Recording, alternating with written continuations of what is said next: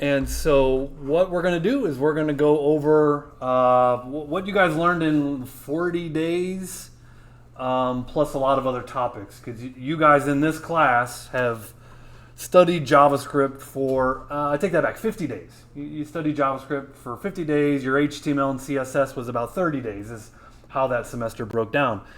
And you definitely hit a lot of these topics, and you definitely did not hit a lot of these topics. And so some of it will be new. And so we're calling this the JavaScript 101 Crash Course. Okay? We have 1 week to, we're going to spend 1 week reviewing JavaScript and hitting some topics. And so we are getting started. I'm excited for this. JavaScript is awesome. So let's dive in. And the first bullet here, I put, basically when was JavaScript invented, who it was invented by, and how long it took to create the language. Take a look at how long it took. Does that jump out at anybody? Let's just kind of summarize what we're looking at here. JavaScript was created by a guy. It is the most popular programming language in the world, and this guy did this in 10 days. Okay? Why was this important? He threw it together. Okay? I don't care.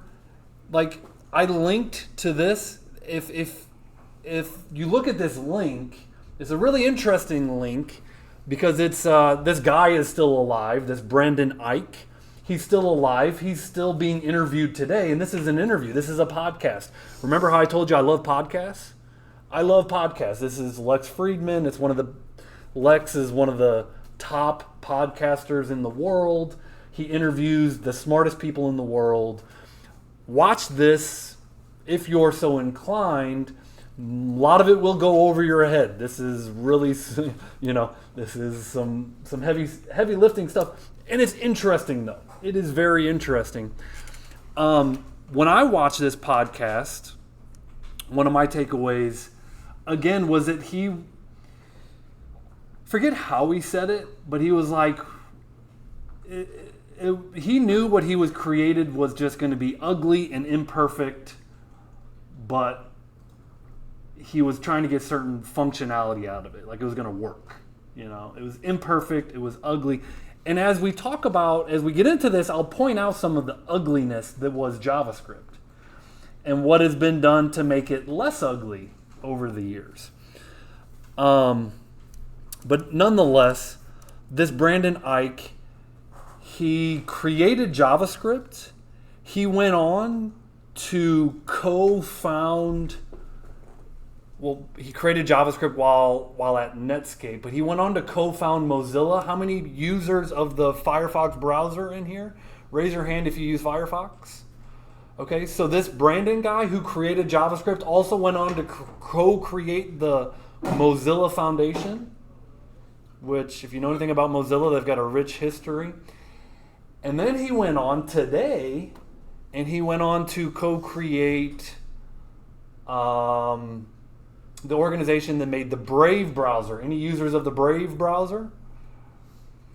What's really unique about the Brave browser, for those of you who are kind of into the crypto world, is really, this kind of cryptographically, like privacy, high cryptography, very secure, kind of like a DuckDuckGo browser. It's just supposed to be very security centric. So, crazy, interesting individual, created this language in 10 days. If you look at programming surveys, which is what I have here, JavaScript today, if you zoom in, you see JavaScript is number one in that bar chart, right?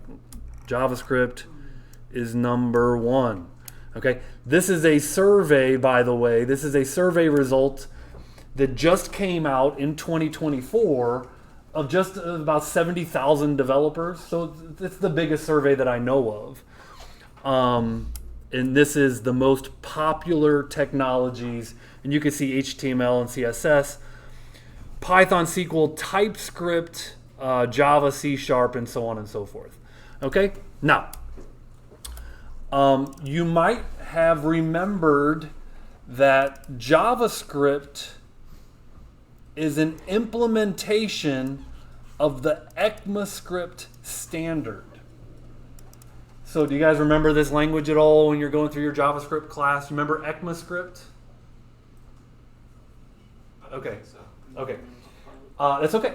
ECMAScript is, and I broke it down because when you're in the JavaScript world, you're going to hear like ES5 or ES6, ES7, ES8, and these are the standards. And I kind of break it down saying that the standard is the blueprint. It's kind of like, where do the semicolons go? What are the syntax rules? Like, what are the rules of a scripting language?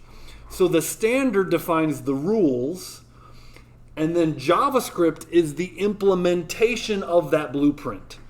Okay, so like, you can have a blueprint for a house, and then like the actual house is the implementation.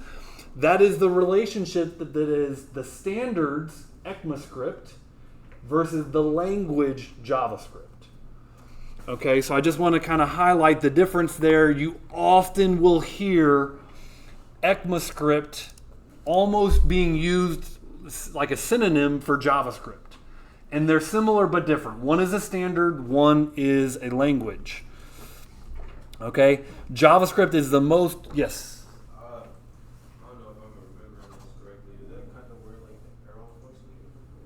Yes, yeah, you're right. So in 2015, the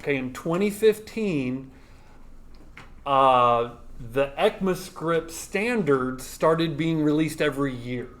And 2015 was a big new version of ECMAScript standards. That's when those arrows, JavaScript adopted the arrow functions. Okay, so you are remembering that right. And you'll often hear ES stands for ECMAScript. ES6 was a big new version of ECMAScript. It came out in 2015, and that kind of kicked off. Now every year they have a new version of ECMAScript. So 2015 was kind of like, hey, we're going to start doing this yearly update, and ES6 was that big update. Okay. So JavaScript is the most well-known implementation of the ECMAScript standard. There are other languages like, I don't know, VBScript or whatever. There are other scripting languages, but JavaScript is the most popular, the most well-known. Again, it follows all the rules set by ECMAScript, but it also includes additional things like the DOM. Okay, the document object model. I will refresh you. What is the DOM? We're going to talk about that for interacting with web pages.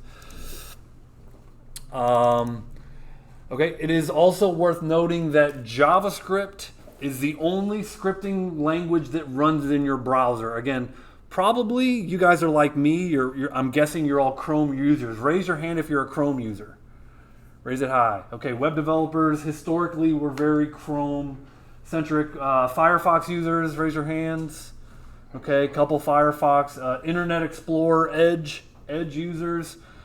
Couple Edge users, okay? They're all Chromium based anymore, which means, underneath the hood of all these things is kind of Chrome software. They all just basically grew up and became Chromium based. So I'm not a hater of any one browser anymore, like I used to be a hater of Internet Explorer, but I'm not a complete hater anymore of one browser. I know recently, Chrome has done some things to make me kind of want to try some different browsers. Have you tried Opera? No. That's the guy in the class last year showed it to me. I like it. That's what I've been using on my at-home PC. I know, Opera is kind of the default on your iPhones, right? Or no, that's Safari. Sorry, Safari. Excuse me. Okay. And also, Opera runs almost identically to Chrome. It just has some optimization features. You use almost identical software. You can limit its RAM usage and stuff. Yeah. Yeah, Chrome's known as RAM hog. Yeah. And so it's just Chrome, but doesn't eat up your resources. What's that? It's just Chrome that doesn't eat up your resources, and you can customize it. Nice. Okay, so and we got to look at the history of when was Node created. It wasn't that long ago. Node. Okay, why am I talking about Node? JavaScript historically runs in the browser. You guys know that. You've coded vanilla JavaScript, and you know that to run JavaScript, you opened up an HTML page, you loaded the JavaScript, and you made it say hello world, or do form validation, or do a calculation, or update a UI, you know. So in the browser, there's some software right here that runs your JavaScript. That software has an interesting name called the V8 engine. I mean, I'm not a car guy, but if I was going to name an engine, V8, what do you know? That's a powerful engine. Okay, the V8 engine is ultimately why JavaScript runs fast. Okay, Chrome made this V8 engine that runs your JavaScript really fast. Kind of gets that code that you write down into like a machine language that's able to execute really fast. You can see here that V8 engine compiles your code into machine code with a process called the just-in-time compilation. And so you don't compile your JavaScript necessarily, but the V8 engine does.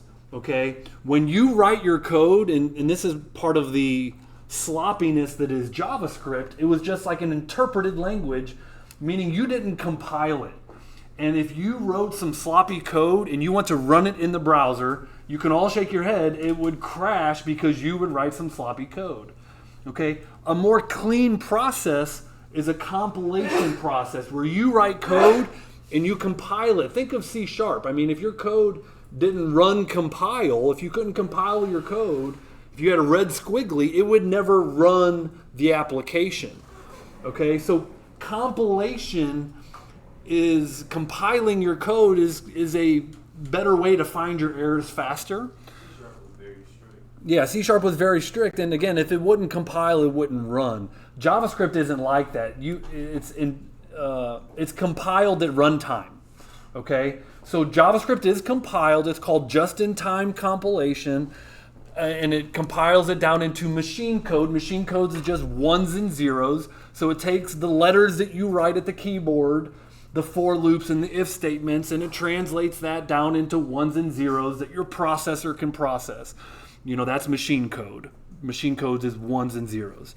Okay, and it's just V8 engine, which is a great name if you ask me, that makes JavaScript run very fast. Again, Chrome kind of dominated.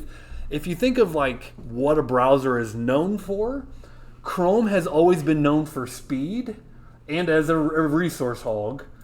But Chrome has been known for speed because of this V8 engine. It's really because of how fast it would run JavaScript. Okay,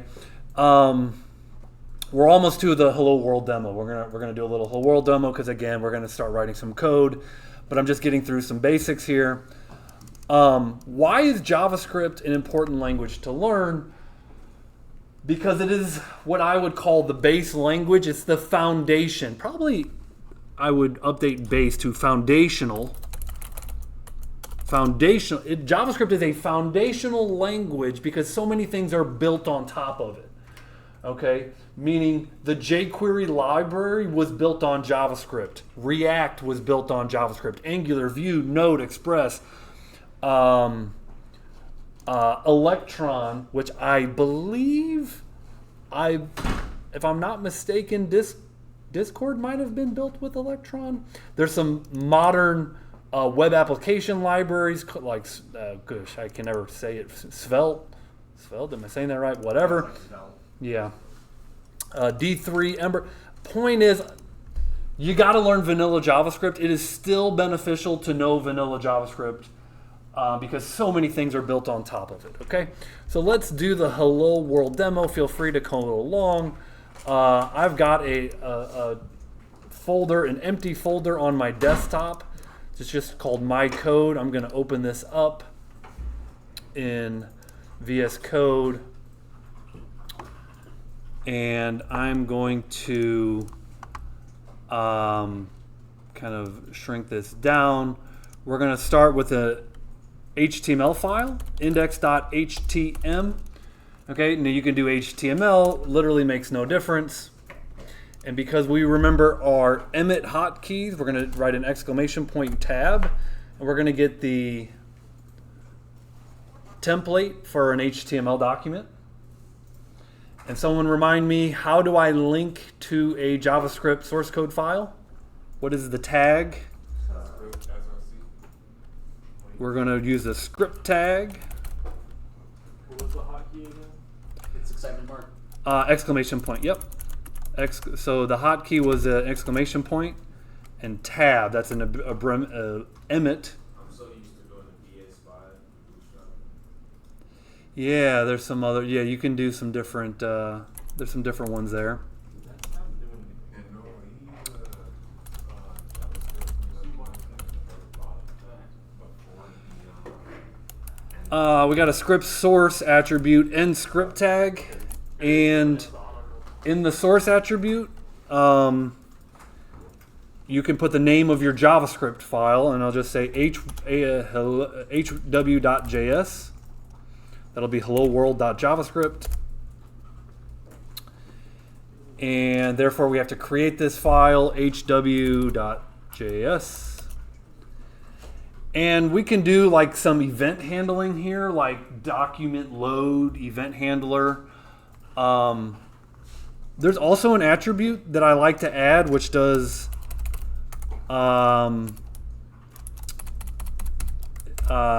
it basically makes the script load after your HTML, is how I think of it, as the defer attribute. It's not going to really make a difference for what we're doing right now, but let's just in the console.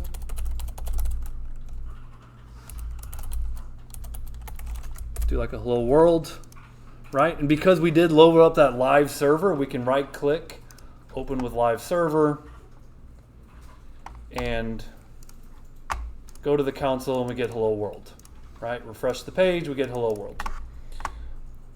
Okay, obviously we're going to do more than hello world, but we gotta get this set up so that we can do more. Yep. Wait, what was the quick thing to get the skeleton? It's just an exclamation point. Now your document has to be saved as an HTML. Yeah. And then you should be able to use that exclamation point.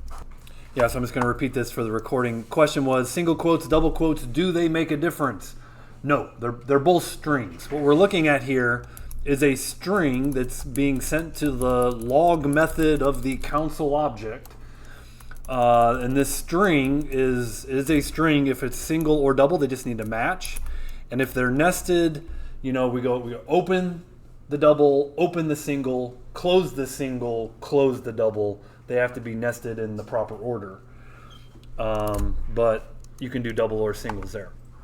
Okay, so that's JavaScript, created in 1995. How many people were not born in 1995? Raise your hand. So probably old to you, but it doesn't seem like that old to me. Okay, that's page 1 of 7. Now, okay, what is a variable? So we're moving on to JavaScript variables. Variables are little names that you give to store data, right? And these names take space in your computer's RAM, right? So a variable is a named, you get to name it, storage location in your computer's RAM. Now, what is RAM? Someone who's my hardware folks, tell me what computer RAM is for us.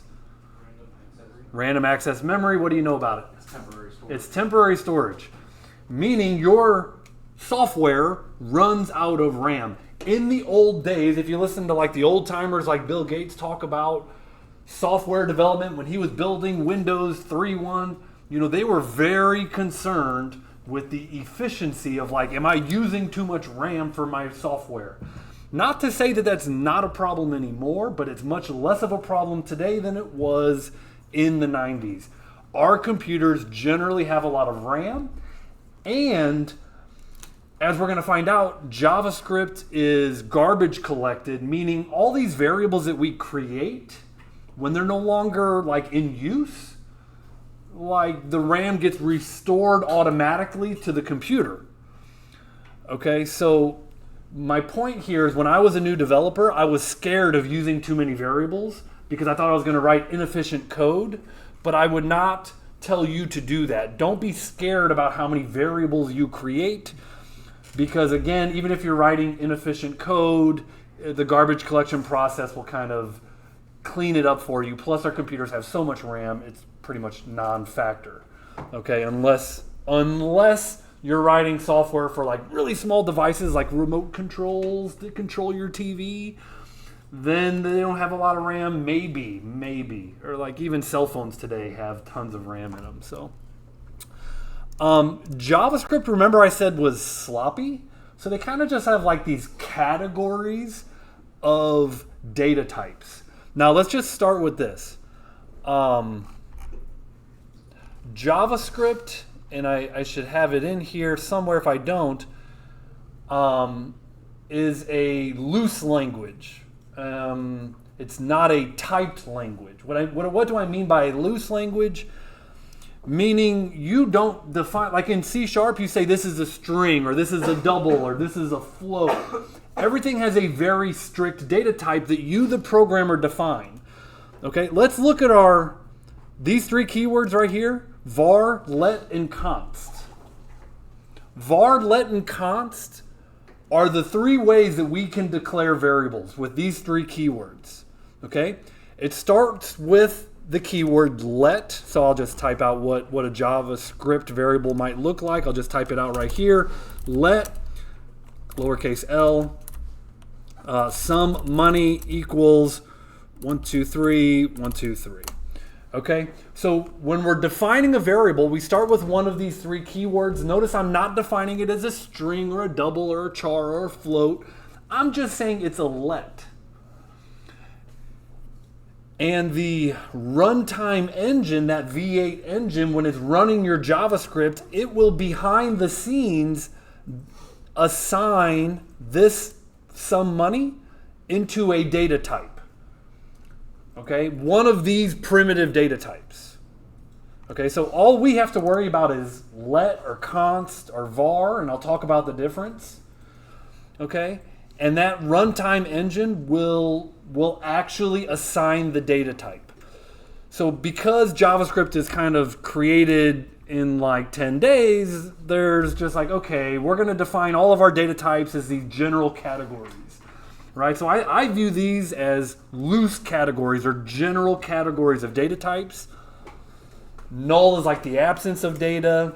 Undefined is an important one. If I were to say console log some money, like let's just do this. I'm going to go back to here and I'm going to console log a variable that has not been some money. Okay, let's just do that and show the result in the console. It says undefined, not defined. Now if I define it, let's do let some money and save it. Okay, notice I never give it a value. All I'm doing is I'm actually declaring it, but I'm not giving it some value. Now I get the value undefined. Okay, that's actually what I was looking for. Okay, so again, that runtime engine is like, well, I see that that's a variable, but it never has been given a value. Okay, that is undefined. So there is a difference between null and undefined. Null just means the absence of something. Like if I were to come in here, I could assign this to null, and now I come over here and refresh, and you can see it returns null. Okay, so there is a difference between null and undefined. You guys, I'm sure, know Boolean means what? True, false. Number can be whole numbers, decimal numbers, including NaN, which stands for not a number, which kind of comes back if you take a string like my name and you try and convert my name into an integer data type, it's going to say not a number. And infinity. Okay, Big int is a data type. You don't really have to worry about it too much, but it's like, hey, useful for precise large number calculations. Okay, so if you have a really big bank account, you don't want to lose, the rounding errors on your big number. Then that's where big int comes in. String, remind me what string is. String is text. Thank you. Any combination letter characters. And then symbol's not one I don't think I've ever come across, but I put it in here anyways because it is a data type.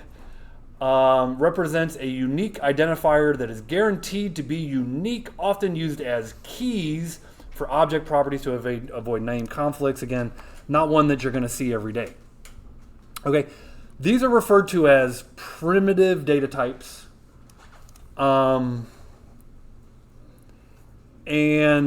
here I have a note. Any variable that is not a primitive will inherit from the object class. So if the data type is not primitive, it's an object. And we know objects have methods and they have properties. Like you can remember that from your C#. Objects have methods and properties. So counsel is an object. Counsel object, log method. So these are our primitive data types and then objects. Okay, back to our data types. Var, let, and const. Okay. Again, Henry said something. He said, hey, this ES6 2015 is when let and const were introduced to JavaScript. So JavaScript was sloppy. Now they're making updates to it, to the standards, to ECMAScript standards. JavaScript is implementing those standards. And in 2015, so less than 10 years ago, they introduced these new ways of defining variables that were just better. So you're going to notice under this var keyword, notice that everything is in red. Okay, so the short version is don't declare your variables with var. Okay, it's still out in the wild. If you go out into the workforce, you will find var. Okay, because that's old JavaScript. Okay, and you just have to realize that var is not as efficient as these other data types. First, we need to talk about scope. Okay, so I'm gonna jump ahead, and I'm gonna talk about lexical environment. Okay, so I'm gonna come back and we're gonna talk about scope. Lexical environment. Lexical environment is a term that represents, hey, basically, where do your variables work and where do they not work? Where do your variables work and where do they not work? So I'm going to write a little bit more JavaScript here. Right now I said some money. Okay, 1, 2, 3. 1, 2, 3. Now this is not declared in a function. So it is a global variable. By the way, that was my co-pilot helping me out here. Okay. Global variable means global to this whole file. Okay. It is not global to other files, to other, like if I had this other temp.js, okay, and if I were to console log this some money over here, it would not work. Okay, just take my word for it. This doesn't work. So global does not mean global in the sense that other files can work with it. It means global to this file. And that's a good thing. Okay? Now let me change one keyword. If I change this to var, you actually now, and I don't think it's like this, I believe you're gonna have to do window dot some money, but, and let me type it right, but this is a problem with var. When you declare something with var in a global, as a global variable, meaning outside of a function, it's actually kind of hoisted up and can be accessible to other files. Why is that a problem? Because if you have variables with the same name across different files, you're going to get conflicts. Okay? So it's actually not a good thing to make these variables accessible to different files, because you start running into variable conflict, identifier conflicts, which are variables, your function names can also conflict. Okay? So that's why we're going to use let over here instead of var, because our global variables just mean something a little bit differently. They mean global to this file, and that's a good thing. Okay? Now, another way, I'm going to have a function called print money, and I'm going to declare a variable other money equals 111. Okay? Now this is referred to as a local variable. Again, we're using the keyword let, so our variables aren't being hoisted up. And the word hoisted kind of is what it's like, brought up, dragged up to a higher level scope. Notice here, this variable would have been hoisted up to the window. It would have been hoisted up to a different level of scope. We're using let here. Again, if we use var, it would hoist that scope up to a global variable. That's not what we want. We want to use let. And therefore, what does this mean? Global here means the whole file can access it. Declared in a function means anything in that function can access it. So function scope. And then the third kind of scope is if I have an if something is true and I declare a variable here, let let's say mom's money equals 222. This is called block scope. See, this is block variable, block scope. Okay, so a fancy term to learn today is the lexical environment. The lexical environment is just a fancy term which means what parts of the program can access your variables. And I want you guys to realize there's three scopes. There's three kinds of scope in JavaScript. There's global, there's function, and there's block. Okay? When a variable goes out of scope, that garbage collector is going to clean up our RAM and return it to the operating system so we don't have memory leaks. In the old days of languages like C++, you'd have memory leaks. And you, the developer, you would have to say, okay, put the variable in scope, and now that it's out of scope, I got to clean up my resources. And developers were notoriously bad about cleaning up after themselves. Okay, so JavaScript is one of these languages that kind of handles that for us, so that's a really good thing. Okay, so now you can see that var is a bad thing because it's hoisted to the top of the function. Okay, our variables get hoisted up. Okay, that's not considered a good thing. Whereas these two, let and const, are both block scoped. Block scoped is good, they're not getting hoisted up. You can see here, when you got hoisted up, it would actually hoist it up to the window object. Therefore, different files would have conflicts because the window object's a global object in JavaScript. You might remember that. The window object's a global object. And if you had two different variables with the same name attached to that global object, you get conflicts. Okay? And here, that doesn't happen with let and const. Here, again, you got some weird things where you can have two variables with the same name. It does not happen with let and const.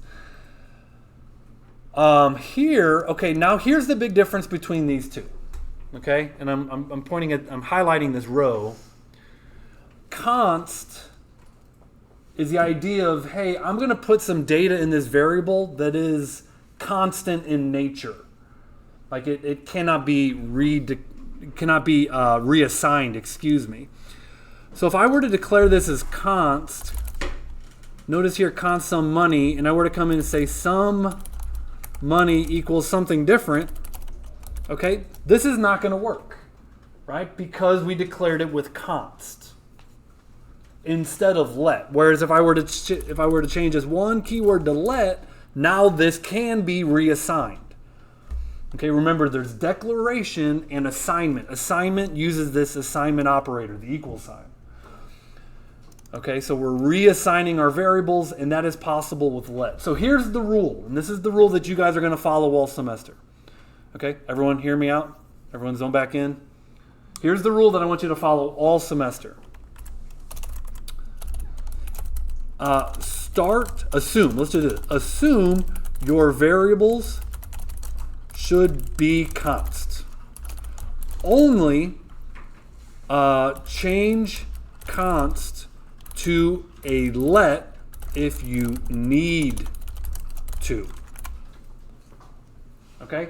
So as you're declaring your variables, it's a really simple rule. Assume const. And then only if your variable needs to be reassigned, like this. This is reassigning. Only if your variable needs to be reassigned should you change it to let. And that's kind of the safest way to, those are the safest assumptions. Okay? You don't have to do that. That's just a good practice. Okay, that's my recommendation. Make all your variables const, and then only if you need to reassign, you change it to a let. And that's a real simple rule. You don't have to remember all these different grids here. Just to simplify it, make everything const, change it to let if you need to. Okay? So far so good? Yeah. Welcome back to code. You guys happy to see this maybe? Maybe not. Maybe somebody trying to talk through the chat. Someone's trying to talk through the chat? Is it an online class? Yeah. Hello? Could I ask if anyone else hears that kind of like clicking noise in your mic, or if that's just like up on my side? Well, who are we speaking to? You talking about you, Mr. Evans? Yeah, who is this? Who am I speaking to? This is Leon. Hey, Leon, how you doing? I was just wondering because I didn't know if it was coming through the recording. I didn't want the recording to have like that clicking. If anyone else could How hear it, or if often it is was it just like a clicking, personal Leon? thing. How often is it clicking? Just every time you're like speaking, it has like like it's like the headphone jack or the microphone isn't like fully connected. That's unfortunate. Like, I don't know. I'll fix it, but I'm maybe not at the moment. Thank you for letting No, me yeah, know. no. Hopefully, Yeah, it's that's fine. not a problem for anyone watching other than you. And it's an annoyance, but you can still understand me. No, I can fully understand you. I just didn't want it to like you do like the whole lecture if it was like an easy fix, and then like have the recording and I don't know. has It that could be an clicking the easy entire fix. time. I'm not quite sure right now. Appreciate that though. Oh yeah, okay. Okay.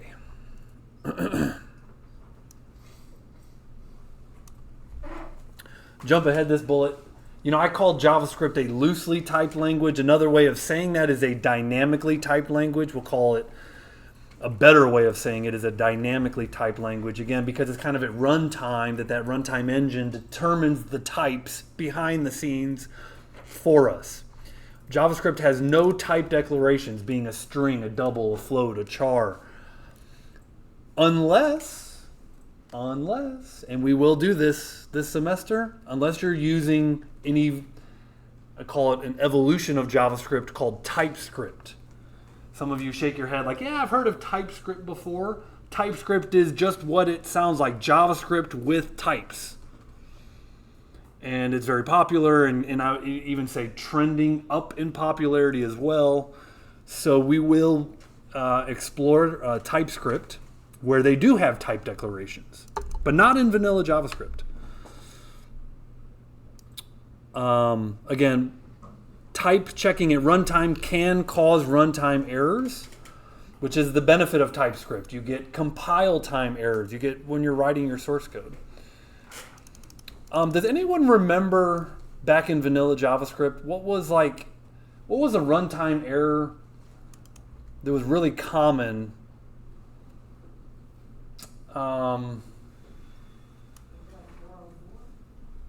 No, what? I'm not asking the question clearly. It's not on you.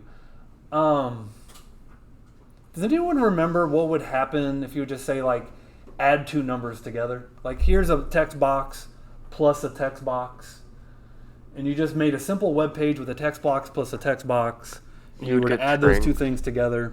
What the result would be? Okay, let's.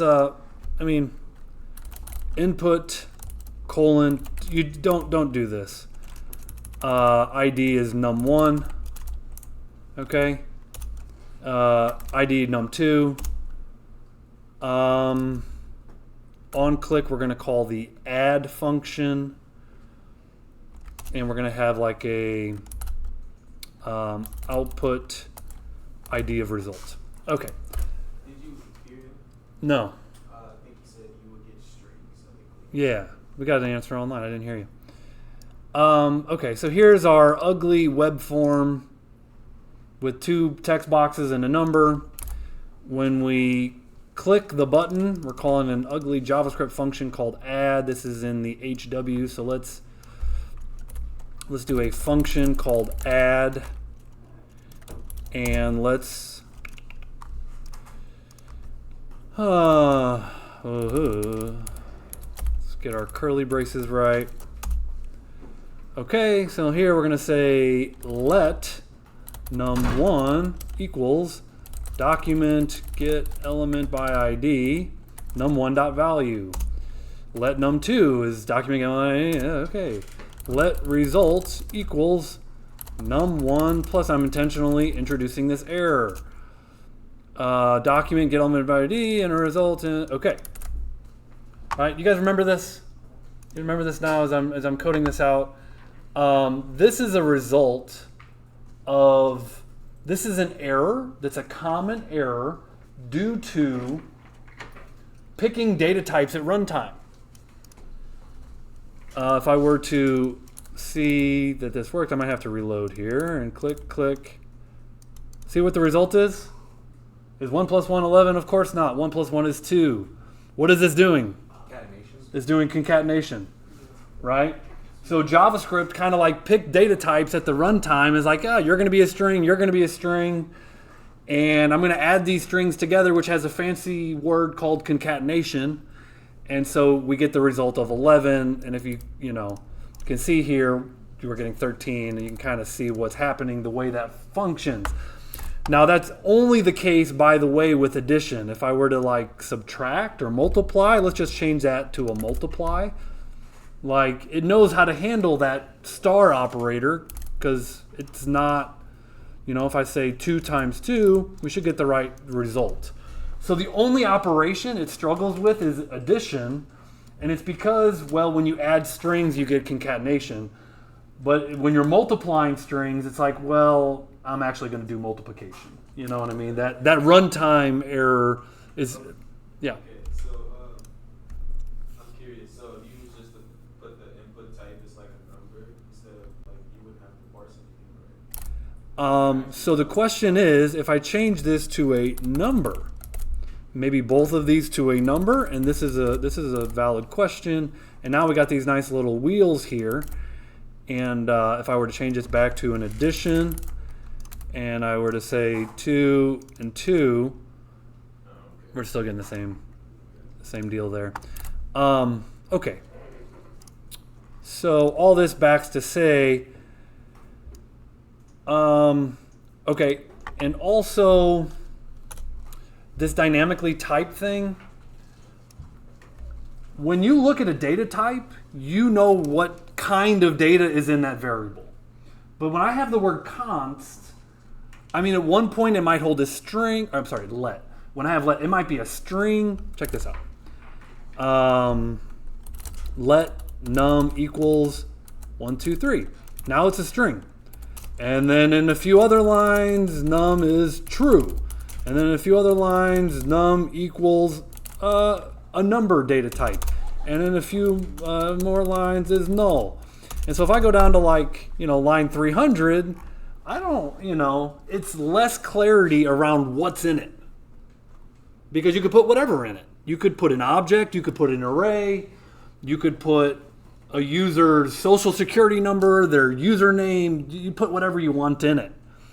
And so, the age-old debate is that a good thing or not? In the days of the internet, that's a bad thing, because you can receive data and you get all sorts of data parsed all sorts of ways.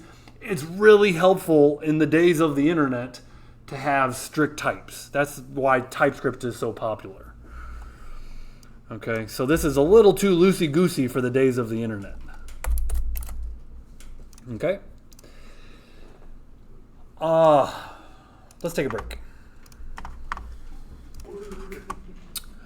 One thing I can touch on quickly is the casing in your code. Now, I just put examples here of what a camel case is. Camel case starts lowercase on the first word. Every subsequent word is capitalized after that. That's going to be how we typically define our variables. Okay, and so you noticed even in my little demos, I had some money that were camel cased. And then if you have constants that are, and my notes are a little vague. It says values that represent fixed configurations, environment variables, or fundamental constants in your code. So just because you use the word const, it's okay to still have camel casing. But a lot of times, when you have like an environment variable, and we'll get environment variables like const my API key. Okay, that's when you use this notation that is uppercase snake case. Okay, where every new word separated by a lowercase variable. So environment variables, like these are just variables that you want to stand out, and for obvious reasons. API keys are like more secretive, like, you want these variables to maybe stand out in your code a little bit more.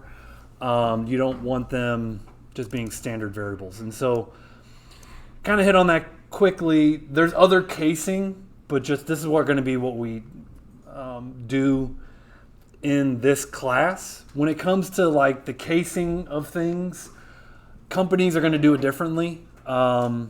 You might go work for a company and they might not do it the same way that I do. But the important thing on casing is that you just kind of find a standard and stick to it. And so that's what we're doing in this class. We're going to use camel casing and uppercase snake casing in some cases. Okay? And we get into falsy truthy. Falsy truthy are every if statement is going to resolve to something that's in one of two buckets. And every if statement is going to resolve to a bucket of truthy values or a separate bucket of what's considered falsy. And so in C#, things are either true or false. Like 1 equals 1 is true. But in JavaScript, it's like, it's truthy. It's kind of truthy. It's kind of truth, kind of false. And so you have these buckets of like things that are kind of true and kind of false. It's going to resolve to one or two, right? So things that are considered falsy, you see the list. False, 0,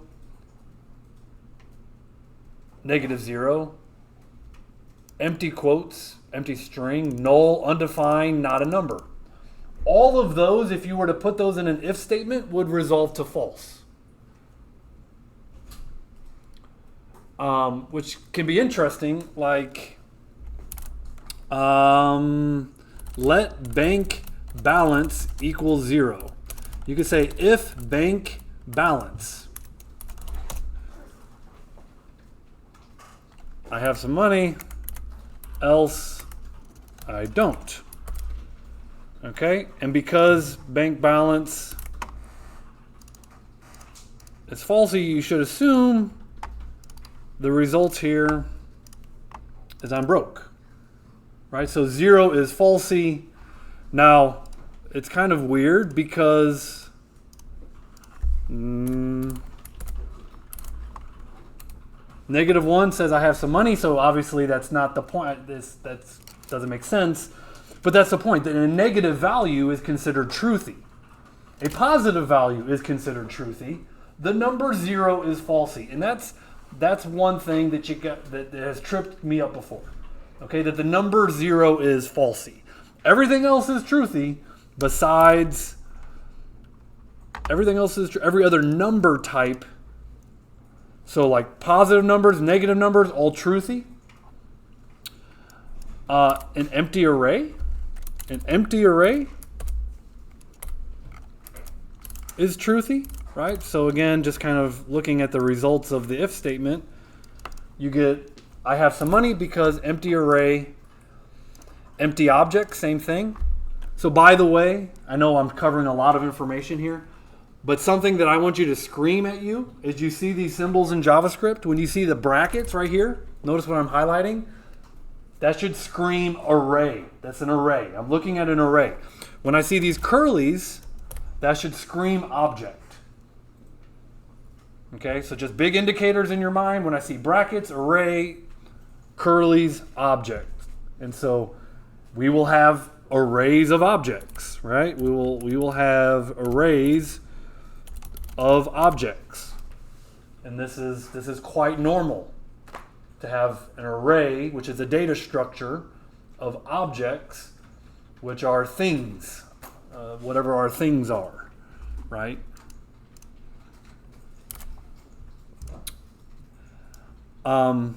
So again, I guess that's the nuance between falsy and truthy, is that in like C#, things to resolve to true or false. In JavaScript, it's either one of this falsy bucket, truthy bucket.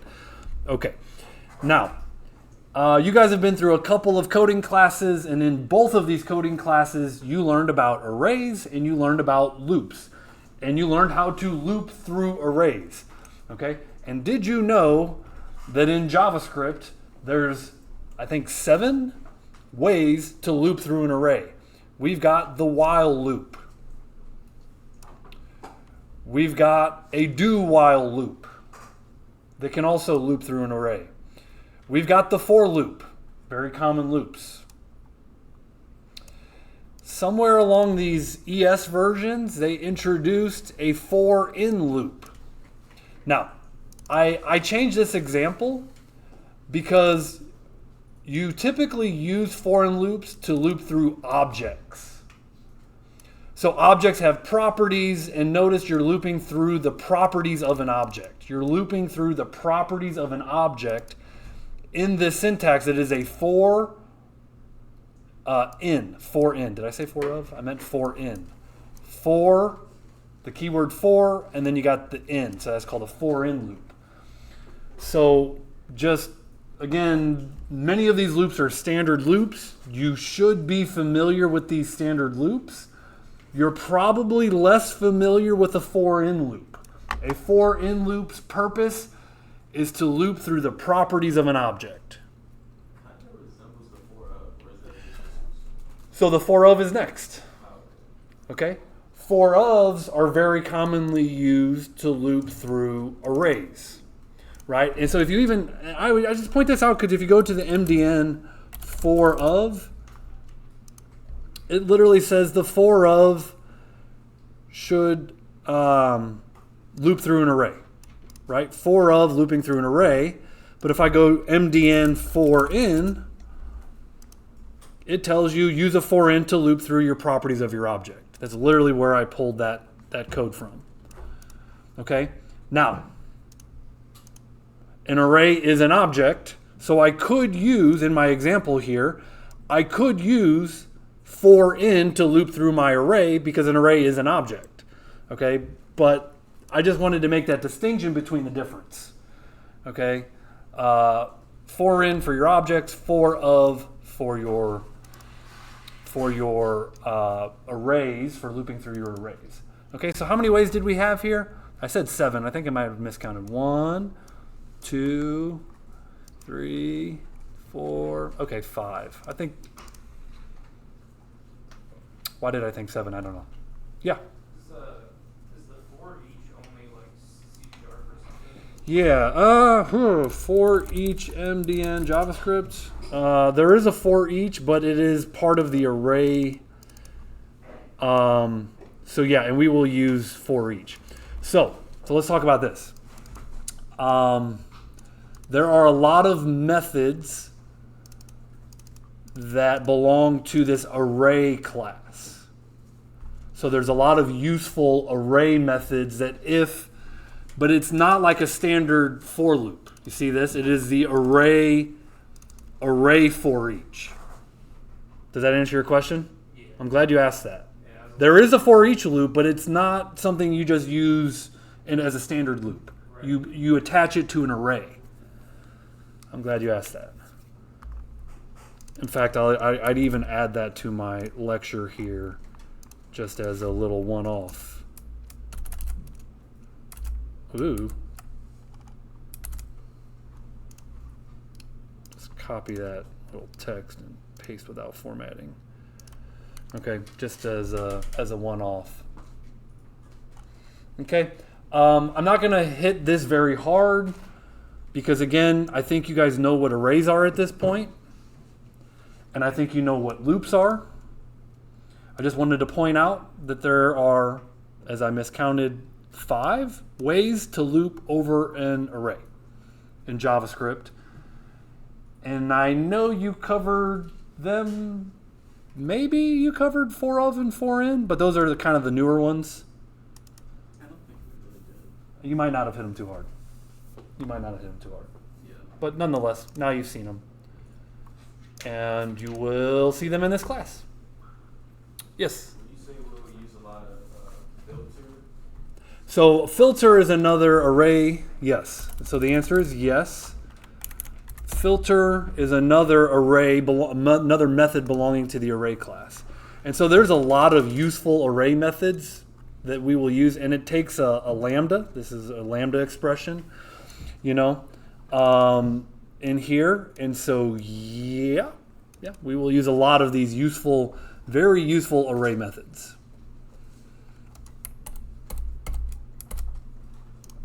Okay. Now, as I talk about 5 different ways to loop over like an array, by the way, let's talk about functions and how many ways are there to work with functions in JavaScript. There's a lot to say about functions. In general, though, let's start with the high level. A function is a reusable chunk of code. We all know this, right? We write a function. If you see the same logic twice, you might consider wrapping that logic in a function. That way you don't have to repeat yourself. Okay, so if you see the same lines of code twice, you might consider wrapping that in a function to reduce repetitive code. Okay, functions take inputs and outputs. I mean, you can send data in and you can send data out. Like at a high level, you could send no data in, or you could send 10 things in. Like you send data into the function, and the function can send data back, or it doesn't have to, back to wherever it was called. Okay, so at a high level, they take 0 to many optional inputs, and they have one and only one optional output. You cannot return 3 pieces of data out of a function. You can only return 1 piece of data.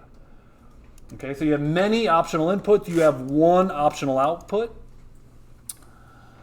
I'm going to come back to this one. This is another fun term. I like the term lexical environment. I also like the term first-class citizen. Makes you sound fancy. Functions are first-class citizens. It makes them sound really fancy. I'm going to come back to it, though, because I want to talk about the different ways to declare a function.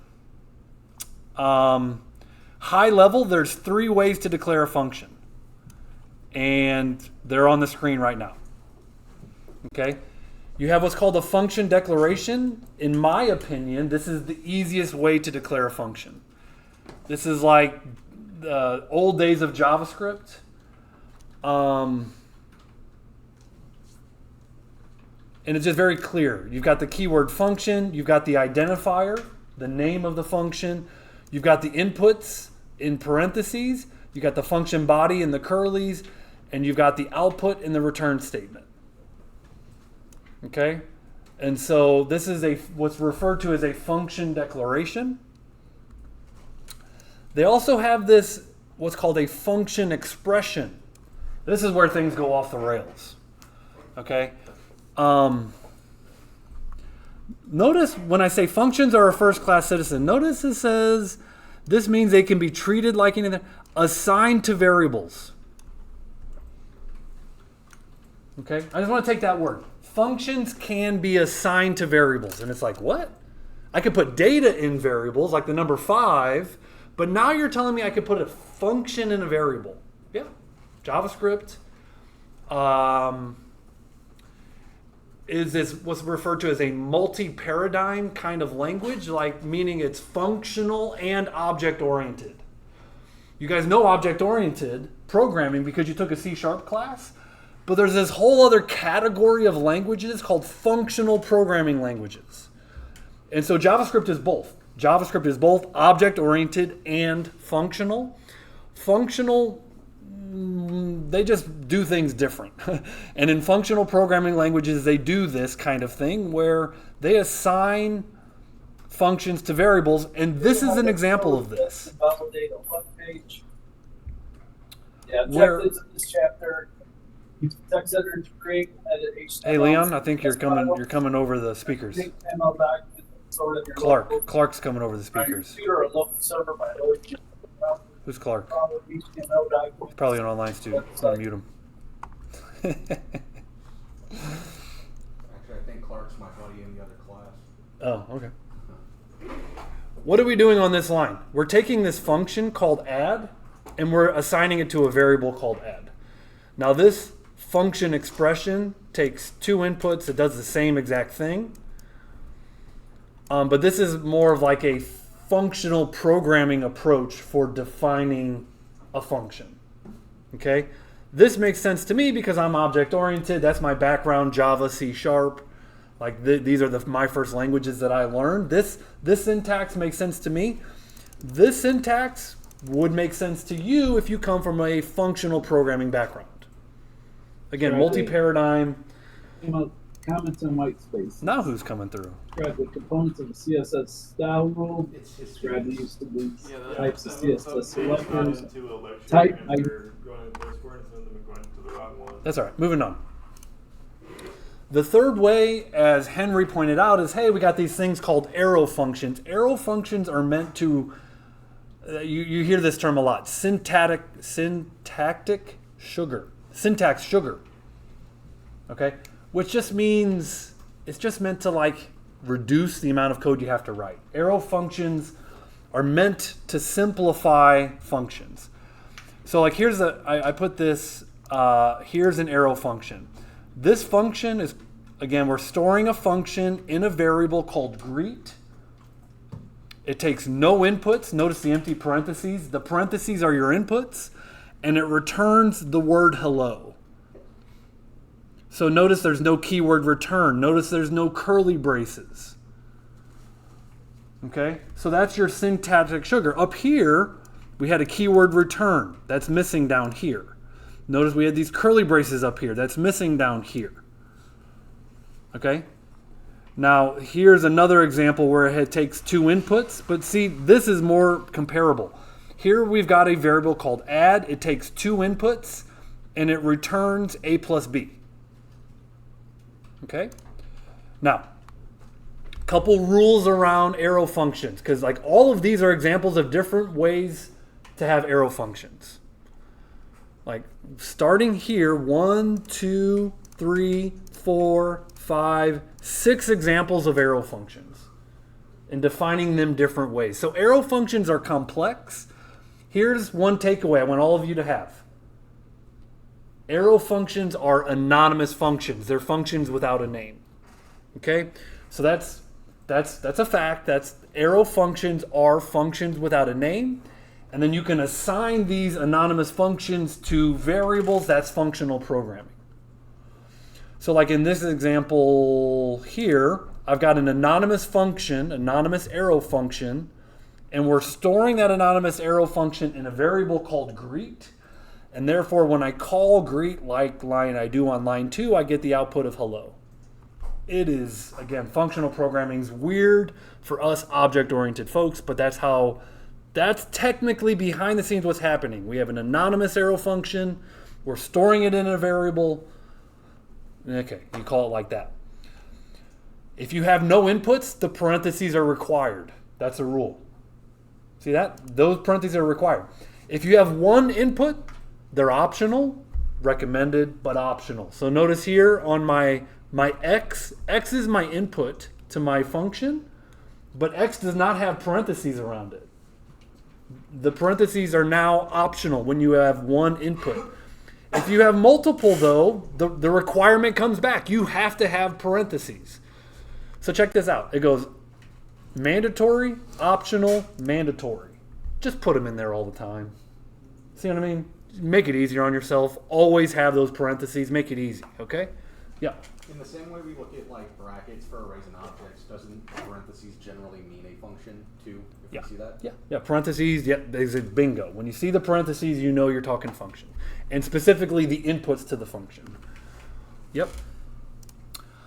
Again, one input here. This one input, though, has multiple statements. And notice number 4 has one input just like this one, number 2. Single parameter is number 2. So the parentheses are optional. But you have multiple statements, therefore you have to reintroduce the curlies and reintroduce the return keyword. So you lose a little bit of that syntactic sugar that I was talking about when your functions have multiple statements in the body.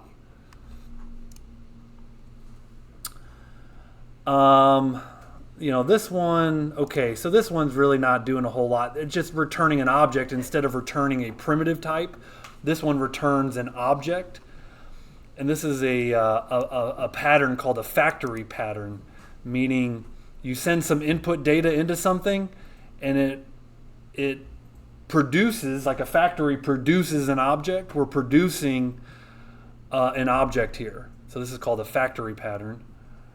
And then last but not least, arrow functions that are high order functions. Okay, let's talk about high order functions. Again, this is a procedural programming thing. So this line here talks about high order functions. Notice here's my first one called do math operation. It takes 3 inputs, A, B, and operation. High order function means that a function can be an argument. Another thing that you're not used to seeing in object-oriented programming. A function can be an argument. It goes back to this first-class citizen concept. A function can be assigned a variable, and a function can be passed as an argument. All right, so functions are first-class citizens. It's a fancy way of saying that I can pass here in my console log, do math operation, 5, 3, add would output 8. But if I did 5, 3, multiply, I'd get 15. Right? So do math operation accepts a function as an argument. Functions can be arguments. So we can also use anonymous arrow functions. Notice on line 3, you're passing the function called doubled, which what does the doubled function do? It takes a mapping of the number and returns times 2. So 1 becomes 2, 2 becomes 4, 3 becomes 6, 3 becomes 8. And so that's by far the most complex example in this example, but you got to understand high order functions and arrow functions to tie those concepts together. So there's a lot going on there.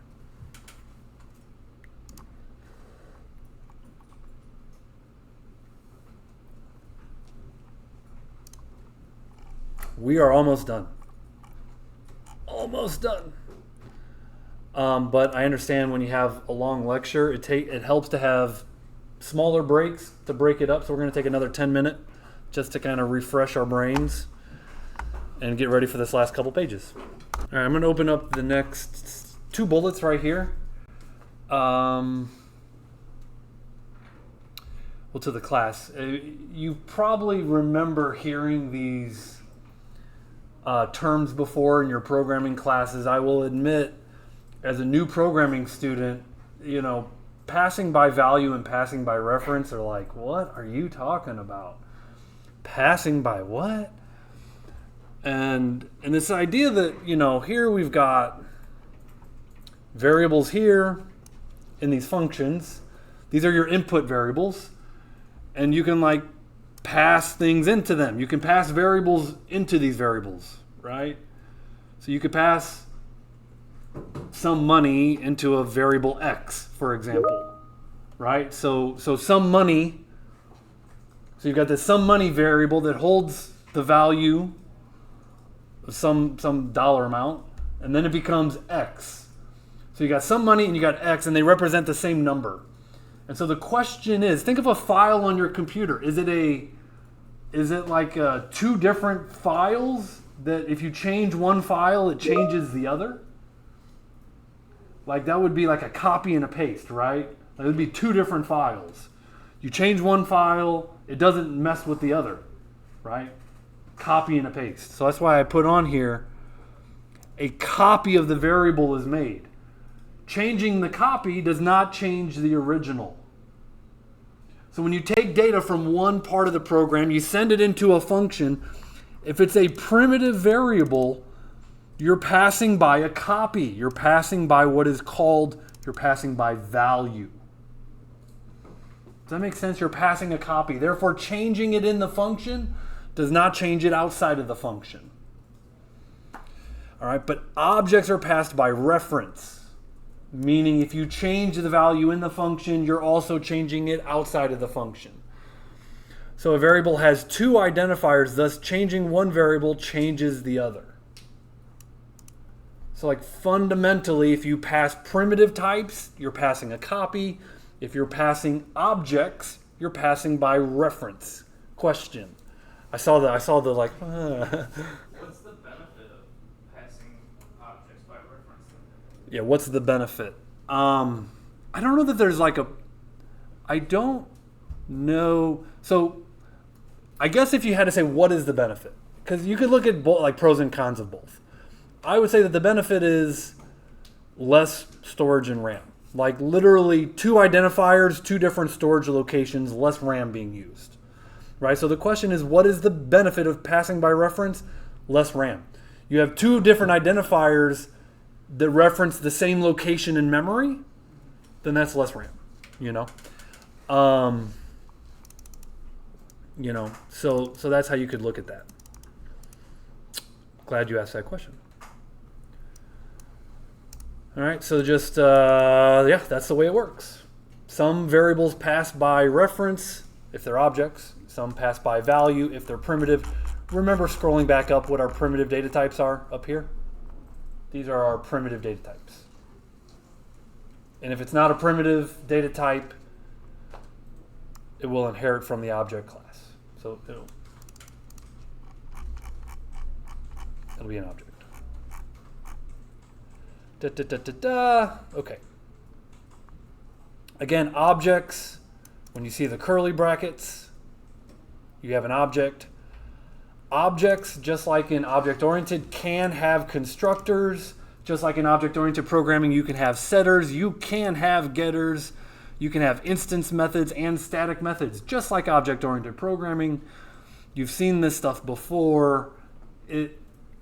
JavaScript is multi-paradigm, therefore all of this stuff from C# is very similar, but different. And to be honest, I don't see this person object where you've got a name property, key value pairs.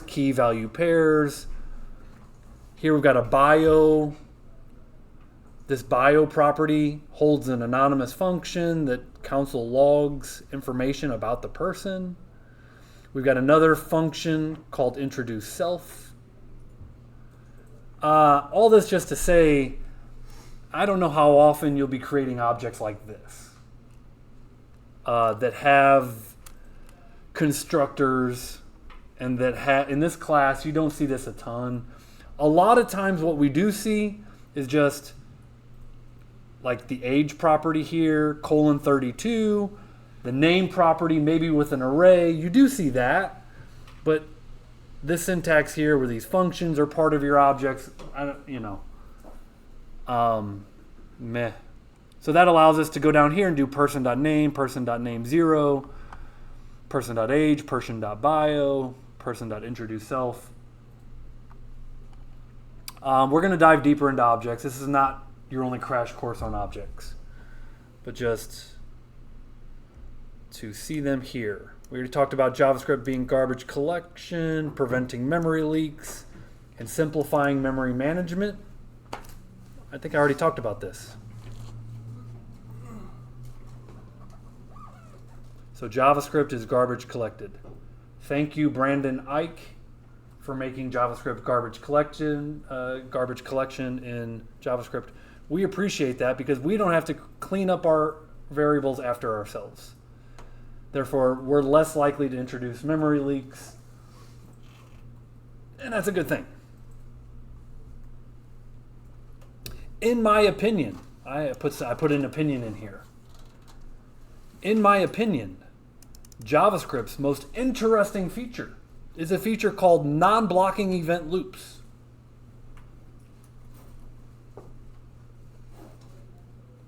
And all that really means is that we can have asynchronous code, means multitasking. JavaScript can multitask. By default, JavaScript is single-threaded, meaning it can only execute one task at a time. But it's because of this non-blocking event loop that there's a thing called a call stack, which keeps track of functions being executed, a queue, and an event loop. Okay, let's talk about asynchronous programming really quick. We will see this again and again and again. The code that we've written so far in C# and even the JavaScript that a lot of what you've written so far has been synchronous, meaning it executes line by line, line by line, line by line. Okay? Some tasks are very good to do synchronously. Raise your hand if you're a good multitasker, though. A couple people, maybe, yes. Yeah, you identify as a good multitasker. I would say some tasks are really good to multitask. Other tasks are really good to be single task. Okay? I'll give you two examples. Learning. Learning is really good to single task. Put your head into something and focus. Don't be distracted by other things going on. That task of learning is really good to single task on. Okay? Avoid distractions. A different kind of task that's maybe good for multitasking is like cooking breakfast. Right? Cooking breakfast, you might put the toast down. You might go start the eggs. You know, you might go pour some juice, boom, the toast pops up, you put the toast out, you put the jam on it, you go flip the eggs, you set the table. See what I mean? Breakfast is a really good multitasking environment. It's a task that's good for multitasking. Learning is not good for multitasking, in my opinion. It's a single task thing. All right? A lot of what we do in web development is a really good scenario for multitasking. Okay? Your software needs to talk to a database, and that database is located on the other side of the world across a slow internet connection. So I'm going to initiate that conversation, and then I'm going to go do the JavaScript's going to go do something else. You know, maybe it starts interacting with the web page to let the user see the latest, what they're scrolling through. They're scrolling through a spinner of some sort. So when it comes to this world of the internet and the World Wide Web and all the things that we need to do on it, we want multitasking. We want asynchronous code. We want code that you can kind of start a task and then go do something else and then go do something else. Okay? And so it's this feature called non-blocking event loops that kind of takes the fact that JavaScript is single-threaded and it introduces like a call stack, a callback queue, an event loop. The event loop manages the execution of tasks, ensuring that asynchronous code runs smoothly without blocking the main thread. Without hanging up. You can't get a task that causes everything to hang up and crash. Right? Do you guys remember try-catch blocks? Mm-hmm. Very similar to try-catch blocks. Try-catch blocks aren't going to allow your program to crash. And JavaScript is written in such a way that even if there's an error, you're going to handle that error. You're going to catch the error. Okay? So again, just a little opinion here. This is a really cool feature of JavaScript. It's been implemented in different ways. Asynchronous code can be implemented different ways, and you guys are going to be really grateful because the third way is the easiest way of implementing it. It's called async await syntax. And so you guys are coming into JavaScript development in like the easiest way possible, because asynchronous code has been harder to write throughout the history of JavaScript. But nowadays we've got async await, and it makes it a lot easier. Okay? So yeah, fun little term. By the way, these terms might be on your quiz. You got a quiz due on Sunday. Where do you think I'm going to get all my source information? So I might be asking you about non-blocking event loops on the quiz. Okay? All right. Okay. Even though I called this the most interesting feature, maybe this comes in second place for me. This thing called ES modules. I would think, and this is my brain and my thinking process, that sharing code between files would be something that JavaScript had built in for a long time now.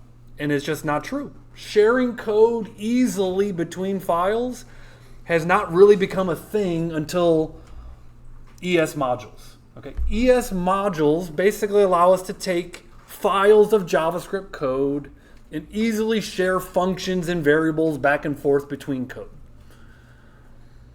And you do that for the purpose of organization, right? So number one, why are ES modules important? And it's just like we want to organize our code.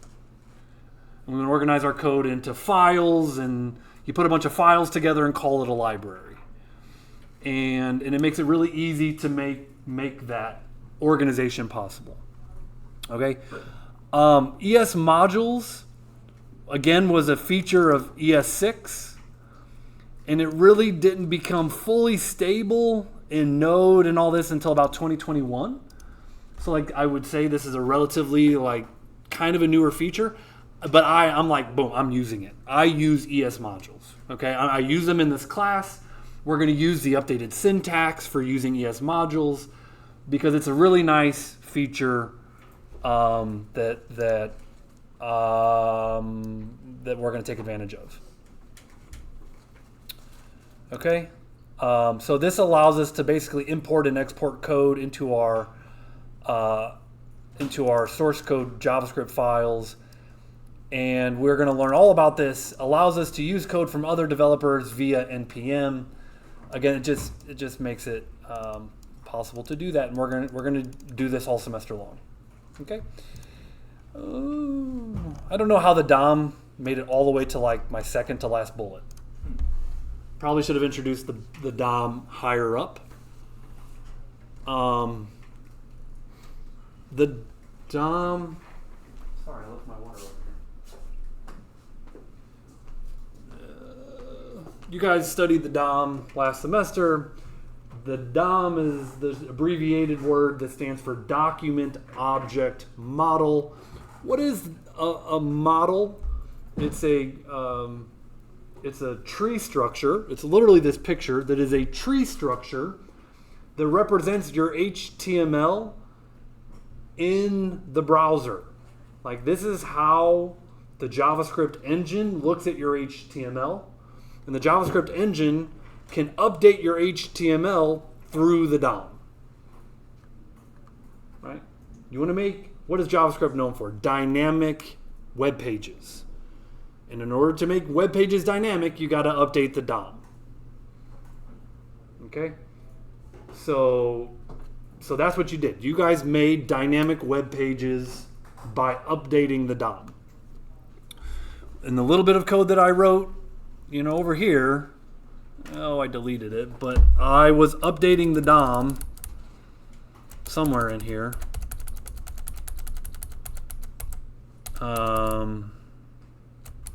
Okay, right here. Right?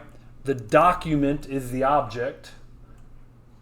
inner HTML was the property. We're putting the result in the inner HTML of the result ID in my HTML. Right? This is a very simple example of updating the DOM to make a dynamic web page.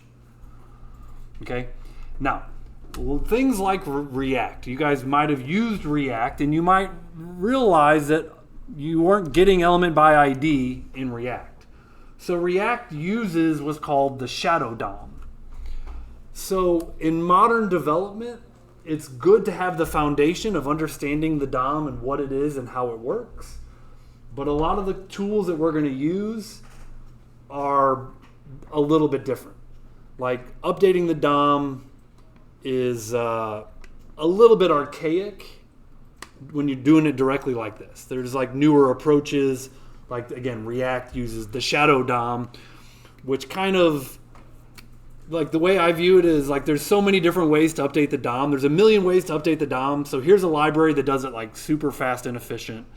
And they're just going to kind of handle a lot of this lower level code for you. Like we write code a little bit at a higher level, if that makes sense, when we're using React. Okay, and then TypeScript. We already talked about TypeScript. TypeScript, we said JavaScript is dynamically typed. This is referred to as a statically typed. You could call it loose and strict. You could call it dynamic and static, but you've got data types. Again, very recently trending language for employability. Let me show you the survey before we kind of come to the end here. Give me a minute.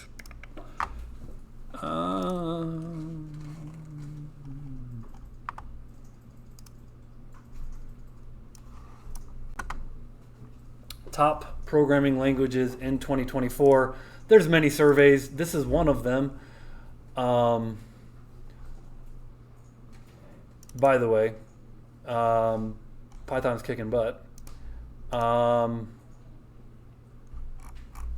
if you kind of just read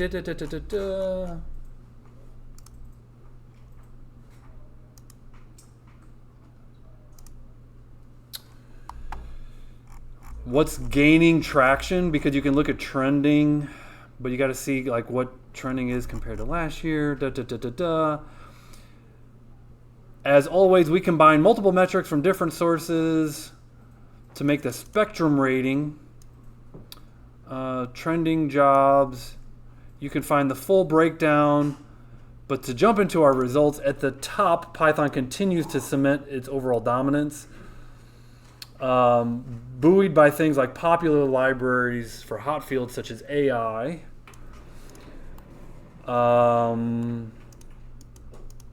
Stop scrolling. My mouse is having a heart attack.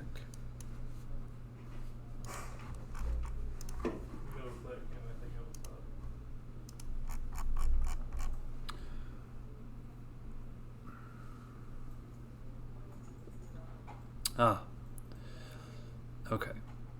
I'm trying to point out the TypeScript, which is down here. Stalwarts, fun word, like Java, JavaScript, and C++ also retain high rankings. But going on a little further down, that's particularly interesting. TypeScript, which is a superset of JavaScript, means built on top of, moves up several places on the overall rankings, especially for jobs where it climbs to 4th place versus 11th last year. TypeScript goes on to explain what TypeScript is, but it went from 11th place to 4th place. So again, trending up fast is what we're looking at there. And I talked about what TypeScript is, and we will introduce it in this class. And that is your JavaScript 101 crash course theory in 1 hour and 30 minutes, plus breaks. Hey-yo.